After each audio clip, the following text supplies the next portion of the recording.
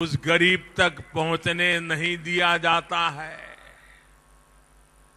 एक समूचा तंत्र ऐसा बना हुआ था जो फर्जी राशन कार्ड की मदद से अधिकांश अनाज उठवा लेता था।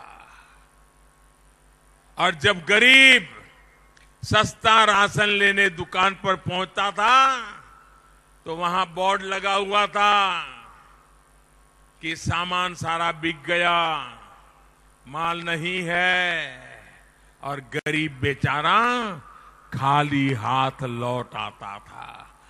ये गरीब के पेट पर लात मारने का काम होता था। बिचौलिए खा जाते थे, सबकी मिली भगत हुई करती थी। हालात ऐसे थे कि केंद्र सरकार द्वारा भेजा गया वही अनाज बाद में वही गरीब दूसरी दुकान से ज्यादा पैसे देकर के खरीदने के लिए मजबूर होता था ताकि रात को बच्चे भूखे न सो जाए। आप कल्पना कर सकते हैं कि देश का कितना ज्यादा पैसा बिचौलियों के पास जा रहा था, काले धन में बदल रहा था, और कोई सुनवाई नहीं थी, कोई पूछने वाला नहीं था, कोई डर नहीं था। ये लीकेज बंद करने का काम केंद्र की भाजपा सरकार ने किया। अब जब फर्जी राशन कार्ड से होने वाली लूट बंद हुई है तो गरीबों को सस्ते राशन का भी रास्ता साफ हुआ है। पिछले 4 वर्षों में बिना जनता पर बोझ डाले सरकार ने सस्ते राशनों की कीमतों को स्थिर रखा है। जिसका हक था उसको वह हक सुनिश्चित करने का हमने काम किया है। अब आप मुझे बताइए, इतने सारे हजारों करोड़ रुपए जिन जिन की जेब में जाते थे, अब मोदी ने सब बंद कर दिया। तो ये मोदी पे गुस्सा करेंगे कि नहीं करेंगे? मोदी को गाली देंगे कि नहीं देंगे? मोदी ने उनकी तो नींद हराम कर दी है और इसलिए मोदी उनकी आंख में खटकता है। लेकिन आप मुझे बताइए, ये बेईमानों को मुझे जेल पहुंचाना चाहिए कि नहीं पहुंचाना चाहिए? ये बेईमानी बंद होनी चाहिए कि नहीं होनी चाहिए? गरीब को गरीब का हक मिलना चाहिए कि नहीं मिलना चाहिए? भाइयों बहनों, आपने मुझे आशीर्वाद दिया है इसी काम के लिए और जी जान से लगा हूं इस काम में। इसके अलावा हमारे प्रयासों की वजह से आज देश के 100% राशन कार्डों का डिजिटलीकरण का काम पूरा हो चुका है। हर 10 में से 8 राशन कार्ड को आधार नंबर से जोड़ा जा चुका है। फर्जी गैस कनेक्शन, फर्जी राशन कार्ड, फर्जी नामों को हटाकर आपको जान करके खुशी होगी, जो रुपये चोरी होते थे, बेईमान लूट लेते थे, दलालों के ठीक जेब में जाता था, हमने 90,000 करोड़ रुपए से ज्यादा इन चोर लुटेरों के पास जाने से बचाने का काम किया है, जो आपके लिए है। आप मुझे बताइए, आपके ये प्रधान सेवक जब ये लूटपाट बंद कर रहा है तो उसके उस अनेक दुश्मन बनेंगे कि नहीं बनेंगे? जिनका लूट गया वो मोदी के दुश्मन बनेंगे कि नहीं बनेंगे? तब मोदी की रक्षा कौन करेगा? मोदी की रक्षा कौन करेगा? मोदी की रक्षा कौन करेगा? देश के गरीबों की रक्षा कौन करेगा? गरीबों के हक की रक्षा कौन करेगा? मुझे लड़ाई रखनी चाहिए कि नहीं करनी चाहिए? गरीबों का हक बचाना चाहिए कि नहीं बचाना चाहिए? लूट बंद करानी चाहिए कि नहीं करानी चाहिए? भाइयों बहनों, 90,000 करोड़ रुपया जो लूट रहे थे उसको मैंने रोका है।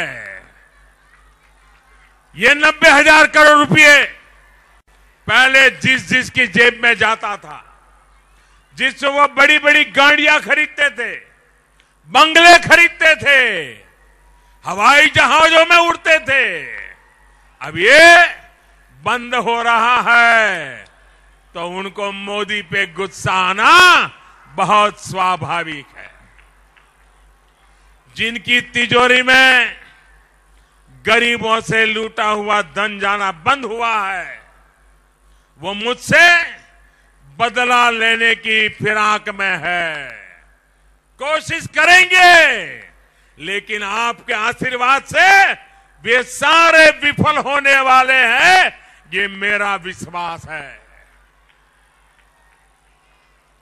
साथियों, आज देश में यही तो हो रहा है और इसलिए तो मोदी के खिलाफ झूठे आरोप लगाए जा रहे हैं, साजिशें की जा रही है। इतना ही नहीं, मोदी को रास्ते से हटाने के लिए अब ये लोग इकट्ठे होने लगे हैं। मैं भी भगवान जगन्नाथ की धरती से ऐसे लोगों को कहना चाहता हूं, ये चौकीदार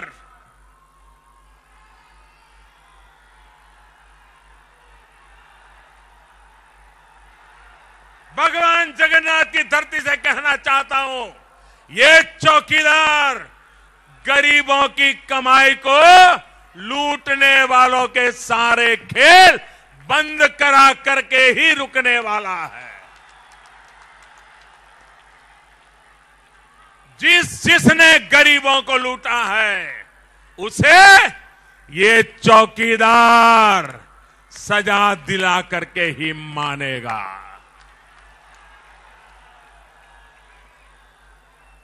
साथियों, केंद्र सरकार विकास की पंचधारा पर काम कर रही है।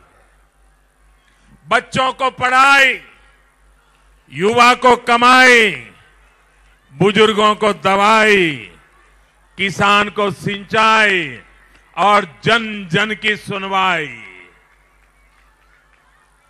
बीते हफ्ते हमारे प्रयास से एक और महत्वपूर्ण कार्य संपन्न हुआ। ये सीधा ओडिशा के युवाओं से जुड़ा हुआ है। साथियों, सबका साथ सबका विकास तब सुनिश्चित होता है जब समाज के हर वर्ग को समान अवसर मिले। अवसरों में असमानता से समाज में खाई अधिक बढ़ती है। आजादी के इतिहास में पहली बार केंद्र की सरकार ने, भाजपा की भारत की सरकार ने इसके लिए एक बहुत बड़ी पहल की है।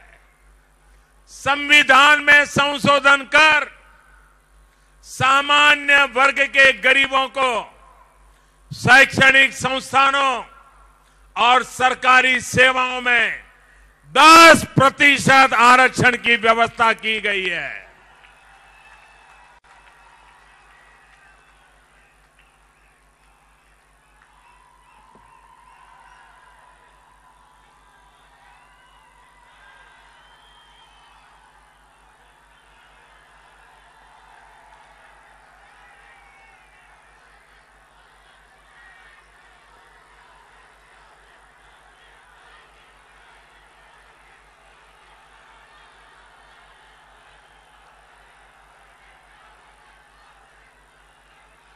भाइयों बहनों,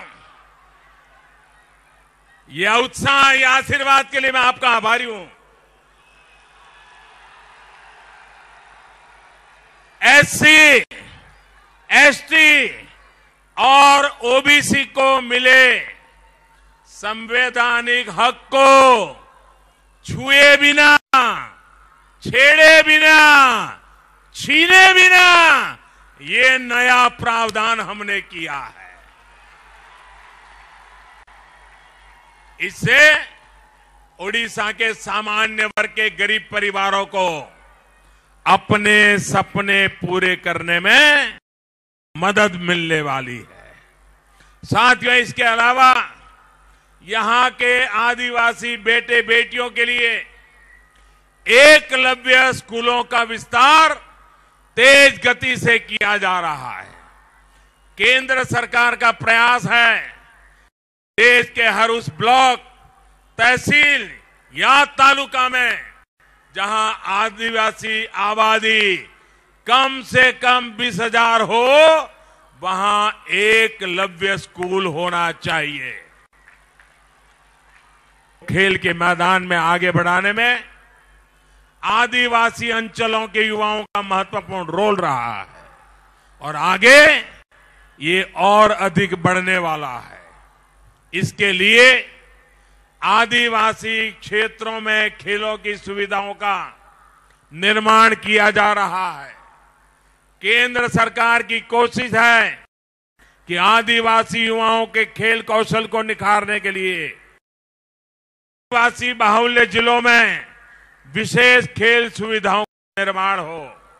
इसके लिए हर जिले को आने वाले वर्षों में 5 रुपये तक की सहायता का प्रावधान किया गया है।